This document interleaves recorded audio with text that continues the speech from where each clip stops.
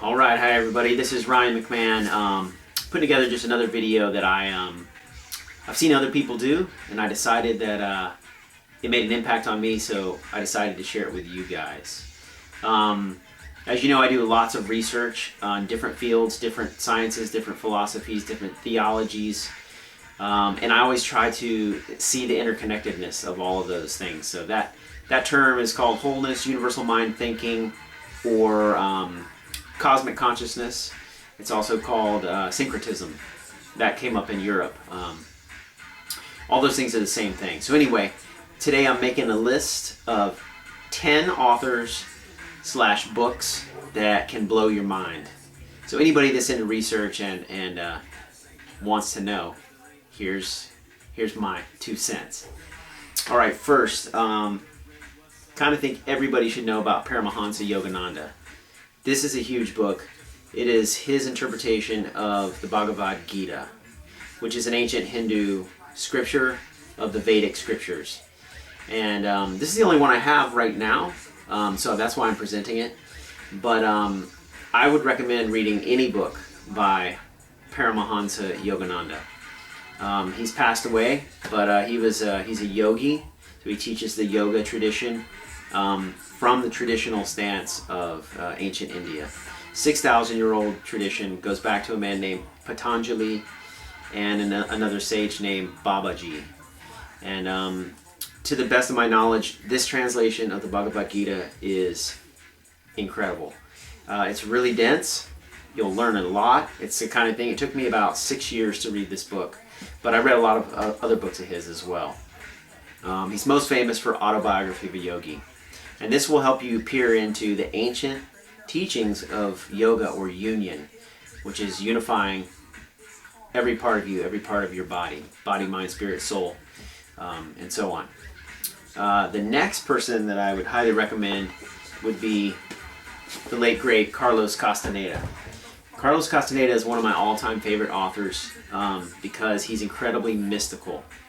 He broke through and brought the Toltec teachings of Mexico, the Mexican Indians, and ancient Mexican teachings called the Toltec, and he brought them to the West and kind of blew the doors into shamanism and their history and their teachings. And he's very difficult to understand.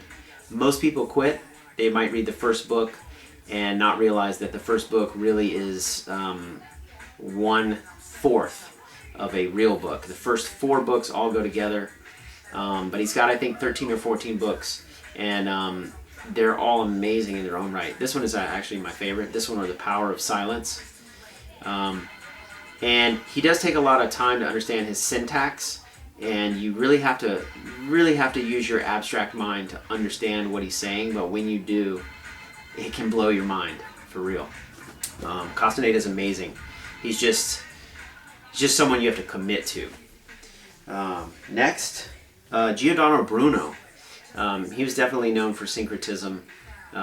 He was a part of the Catholic Church, and he was actually imprisoned for 7 years and killed for books like this.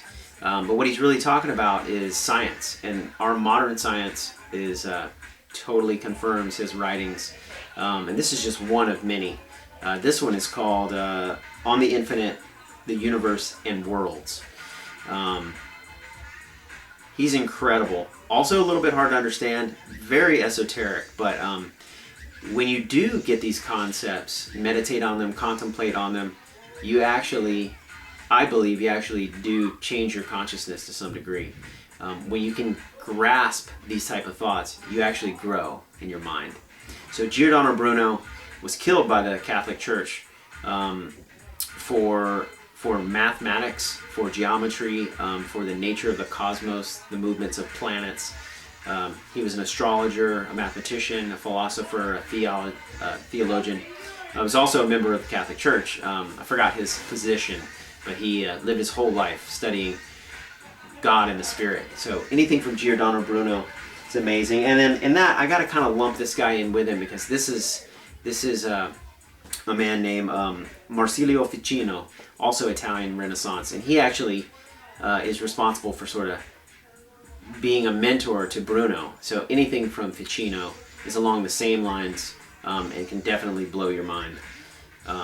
And there's a whole slew of others, but these are important to me. And then both those guys actually gain all of their insight, or I should say most of their impetus, their catalyst of insight, it actually comes from this guy, Hermes. Now, Hermes is incredible because it's very ancient. In order to understand Hermes, you have to realize that he's Hern in the Druidic tradition, he's Mercury in the Roman and Greek tradition, he's Thoth in the Egyptian tradition. He's also known as Tehuti in the ancient Egyptian tradition. He is, or was, Egyptian. But he was Egyptian before it was called Egypt. I believe it was called, Kemet back then. And reading Hermes can blow your mind, for sure.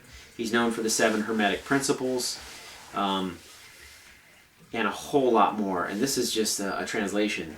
This is the Hermetica, the lost wisdom of the pharaohs. But anything about Hermes from Hermes.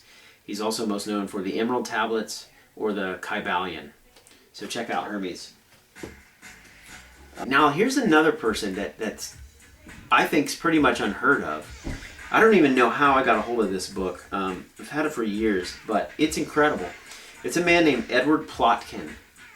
And it's called The 4 Yogas of Enlightenment, a guide to Don Juan's Nahualism and esoteric Buddhism. And what he does so brilliantly is he takes the Toltec teachings of Castaneda, which is called Nahualism, according to Castaneda's teacher, which was Don Juan. So Nahualism actually refers to your consciousness in the light of the moon, which is really your infinite side. Toltec means your consciousness in the light of the sun, which is your conscious, everyday state of being. So Nahualism is that deep esoteric teaching of the Toltecs. And Edward Plotkin realized that Castaneda got a lot of his influence not only from the Toltec, but from Eastern philosophy. And esoteric Buddhism and the Toltec are really the same teaching. Again, linking all these together. These are all the same teaching in different dress or different culture or different syntax or different language.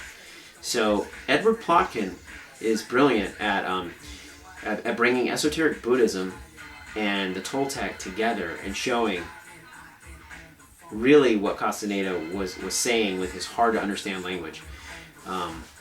So check this one out if you ever get a chance. I don't even know if it's still in print. Now I'm going to go on to a little bit more about Egypt. You got to check out a man named R.A. Schwaller de Lubix. I know it's a strange name. R.A. Schwaller de Lubix was incredible. He actually spawned a lot of other people, but most notably other people that are still alive today that you can read or find on YouTube or study. Schwaller de Lubix really broke down ancient Egypt from their point of view, from their motivations and their philosophies and their esoteric teachings. And most Egyptologists do not get this. They're stuck in academia, or crackademia, as John Anthony West would say, and they're just really looking at everything from a left brain perspective, and they're not incorporating a right brain perspective, or this intuitive, abstract, spiritual counterpart, which was really what Egypt was all about. Egypt is a society that devoted all of their action to immortality. That's why their art and their architecture and their writing and they're just brilliant when you really get down and understand them. And so R.A. Schwaller de Lubix is one of these guys that really understood them, brought it out to the West, and Egyptologists were just scratching their head because they didn't understand Schwaller de Lubix. But John Anthony West picked him up and has gone on from there. He's written many books. One of them that you should check out would be A Serpent in the Sky. He's most known for that, I believe. Schwaller de Lubix, he's most known for the study of numbers, which is crazily brilliant, and the Temple of Man, which is crazily brilliant as well. Temple of Man is mind-blowing. It'll give you a deep insight into what the Egyptians were really thinking and doing. And then, along with John Anthony West, part of his sort of group or team that are on the same esoteric side is Robert Bauval. He's the man who published and discovered that the 3 pyramids are actually aligned with Orion's belt. And that's totally accepted, proven scientific fact today. But when he brought that out and published it, people were laughing him and trying to obscure him out of science. And he stuck with it, and now they're all blown away that he was right. And so that's the whole point, is that these guys are tapped into a higher state of approaching what ancient Egypt was doing. So they have a deeper understanding of it. It's not just physical buildings. It's not just architecture. They actually embodied esoteric and cosmic principles in their art, in their hieroglyphics, in their actions, in the nature in which they live their lives, and so on. So check out Robert Bauval, and he's most known for The Secret Chamber Revisited. That'd be his newest book. Brilliant. And then along the same lines, I got to put this guy in there, Laird Scranton. Laird Scranton is he's a computer programmer by trade and an engineer, I believe. Don't quote me on that. But he's broken down the ancient Dogon people and shown how they've actually given birth to Egyptian cosmology probably before Egypt was established as a modern civilization. And the Dogon people are a little bit west of Egypt, and they have the same teachings, the same... Well, it's hard to go into. You should read him, Laird Scranton. These ancient peoples broke down cellular division, they broke down mitosis and meiosis, and they broke down electrical and magnetic current before our modern science had those terms. And they had a deep understanding of it, and it's obvious that they knew what they were talking about.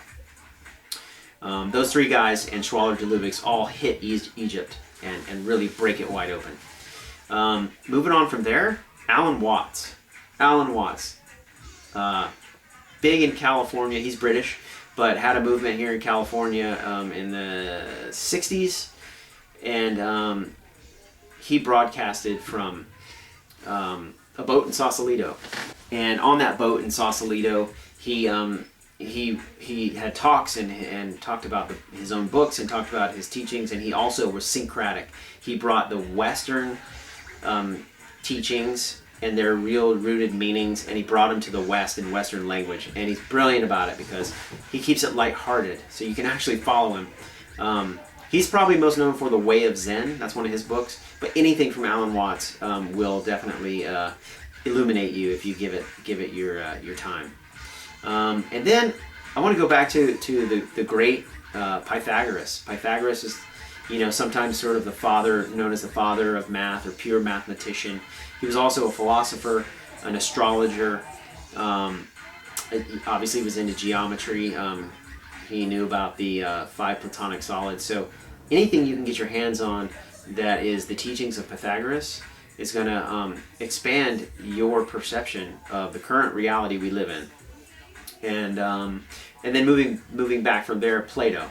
I'm a big fan of Plato. I think Plato's one of these people that his mind actually affected all of humanity and still does today. So Plato's Republic, Allegory of the Cave, those are the most well-known, but you can go much deeper into Plato, and I think that most people don't. They read a little bit in high school, and then they think they got him. But Plato is brilliant. Brilliant. You gotta get into Plato. Let's see who's next. And then this man, Thomas H. Burgoyne, is number 10 of the books that I would suggest. Thomas H. Burgoyne. This one is The Light of Egypt, the Science of the Soul and the Stars. And yes, it is about Egypt as well. Obviously, a lot of these are about Egypt, but this is really about your soul.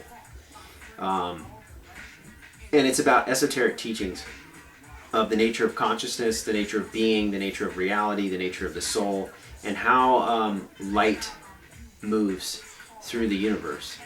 And he's very dense. He's also a syntax you have to really wrap your mind around. But wow,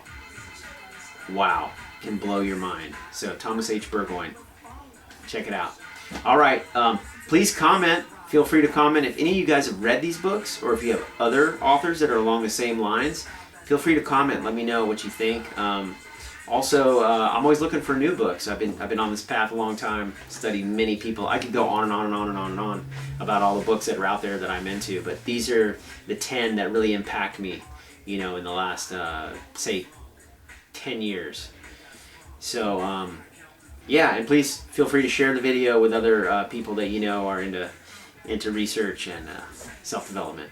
Thank you very much.